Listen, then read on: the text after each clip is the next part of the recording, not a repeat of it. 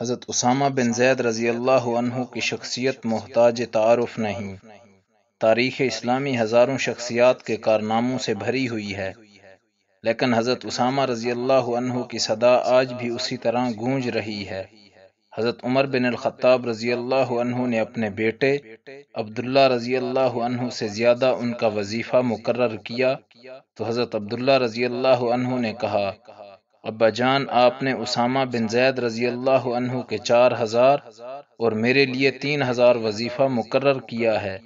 جبکہ ان کے والد کا مقام آپ سے کچھ زیادہ نہیں ہے اور مجھ سے زیادہ ان کا مرتبہ نہیں ہے۔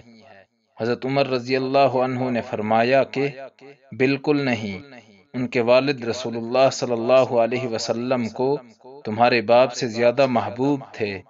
اور یہ خود رسول اللہ صلی اللہ علیہ وسلم کو تجھ سے زیادہ محبوب تھے۔ جب یہ بات سنی تو حضرت عبداللہ بن عمر رضی اللہ عنہما اس وظیفہ پر خوش ہو گئے جو ان کے لیے مقرر ہوا۔